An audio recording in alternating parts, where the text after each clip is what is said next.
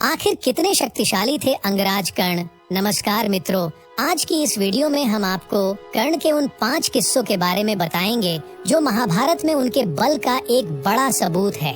हम एक एक करके आपको सारे किस्से बताएंगे, तो इस वीडियो को शुरू से लेकर अंत तक जरूर देखें। और हाँ, अगर आप हमारे चैनल पर नए हैं तो हमारे चैनल को सब्सक्राइब करना ना भूलें। तो चलिए वीडियो को शुरू करते हैं। नंबर 1, कर्ण का जरासंध से युद्ध।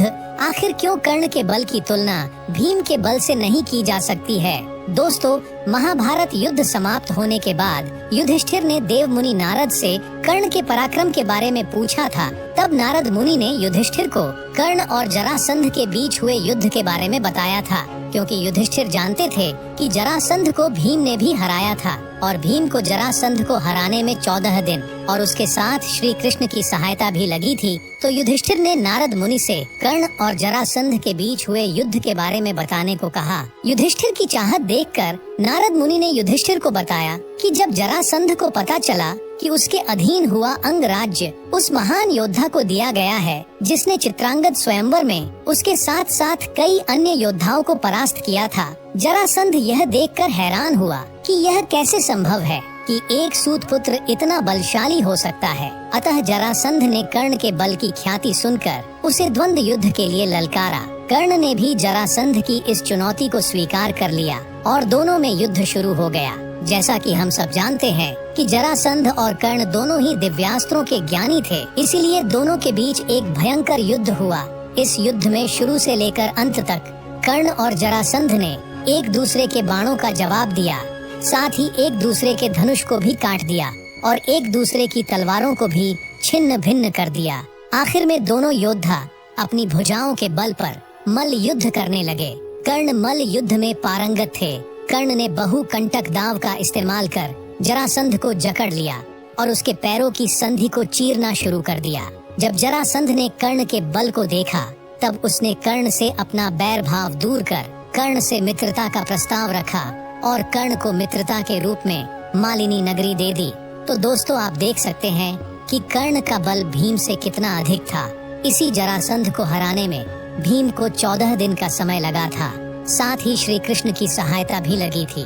वही कर्ण ने जरासंध को एक दिन के भीतर ही न सिर्फ परास्त किया, बल्कि उसको लगभग मार ही दिया था। नंबर 2, भीम और कर्ण का मल्ल युद्ध। चलिए अब कर्ण और भीम के बल के बारे में जानते हैं और देखते हैं कि दोनों में से कौन ज्यादा शक्तिशाली था। मित्रों, महाभारत के 14वें दिन भीम और कर्ण के बीच मल्ल युद्ध हुआ।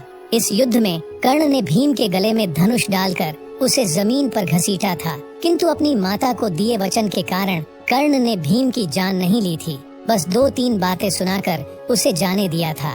इससे यह बात तो सिद्ध है कि कर्ण का बल भीम से कहीं अधिक था। नंबर 3, कर्ण और घटोत्कच का युद्ध। दोस्तों, महाभारत युद्ध के 14वें दिन के रात्रि के युद्ध में जब घटोत्कच की शक्तियाँ 10 गुना बढ़ गई थीं, तब वह कौरवों की सेना का भयंकर संहार कर रहा था। इस कठिन घड़ी में भी कर्ण ने घटोत्कच को कई बार हराया था। एक बार तो घटोत्कच ने कर्ण पर महादेव के अंश अवतार रुद्र की बनाई हुई अक्षौहिणी शक्ति चलाई थी, किंतु कर्ण का बल इतना अधिक था कि रुद्र की अक्षौहिणी को न केवल अपने एक हाथ से न सिर्फ पकड़ लिया था, बल्कि उसे वापस घटोत्कच के ऊपर ही चला दिया था। वो अलग बात है कि अपनी जान बचाने के लिए घटोत्कच अपने रथ से कूद गए थे और इस अक्षौहिणी से केवल घटोत्कच के रथ का ही विनाश हुआ था। इस घटना से यह बात तो सिद्ध है कि कर्ण घटोत्कच से भी कई गुना ज्यादा शक्तिशाली थे। हालांकि कर्ण घटोत्कच की मायावी शक्ति के आगे कमजोर जरूर पड़े थे। नंबर 4, जब श्री कृष्ण ने बताया था कि क्यों कर्ण अर्जुन से ज्यादा पराक्रमी है। दोस्तों, हम में से ज्यादातर लोगों ने कर्ण और अर्जुन के युद्ध के दौरान उनके रथों के पीछे हटने की कथा तो सुनी ही होगी, जिसमें अर्जुन अपने बाणों से कर्ण के रथ को बहुत दूरी तक पीछे हटा देते हैं। वही कर्ण अर्जुन के रथ को मामूली सी दूरी तक ही खिसका पाते थे। हालांकि हम सब जानते हैं कि जिस रथ पर हनुमान जी और खुद श्री कृष्ण तीनों लोगों का भार उठाकर बैठे हुए हो, उस रथ को पीछे हटाना कितना कठिन कार्य है। हम इसी से कर्ण के बल की समीक्षा कर सकते हैं कि कर्ण का बल कितना अधिक रहा होगा।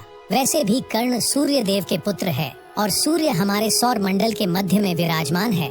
सारे ग्रह सूर्य की परिक्रमा करते हैं, अतः कर्ण के लिए तीनों लोगों के भार को विखंडित करना इतने आश्चर्य की बात नहीं थी। नंबर 5, दोस्तों, महाभारत युद्ध में कर्ण अर्जुन के अंतिम युद्ध में जब कर्ण के रथ का पहिया मिट्टी में धंस गया था, तब कर्ण ने धरती को हवा में उठाकर रथ के पहिए को गड्ढे से निकालने की कोशिश की थी। कर्ण के रथ के पहिए को भूमि ने बहुत ही कसकर जकड़ रखा था। रथ का पहिया तो ऊपर नहीं उठा, पर कर्ण ने अपने बल से पूरी धरती को 4 उंगली की ऊंचाई तक हवा में उठा दिया था, जिससे धरती पर भूकंप भी आ गया था।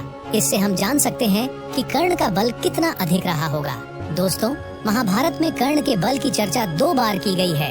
एक बार युधिष्ठिर ने और एक बार धृतराष्ट्र ने कहा था कि कर्ण के पास 10,000 हाथियों के समान बल है। वही महाभारत में जिक्र है कि भीम के पास केवल 1000 हाथियों का ही बल था। तो दोस्तों, ये थी आज की वीडियो। आपको वीडियो कैसी लगी कमेंट बॉक्स में लिखकर हमें जरूर बताएं। वीडियो पसंद आई हो तो वीडियो को लाइक और शेयर करें। चैनल पर नए हैं तो चैनल को सब्सक्राइब करना ना भूलें। धन्यवाद।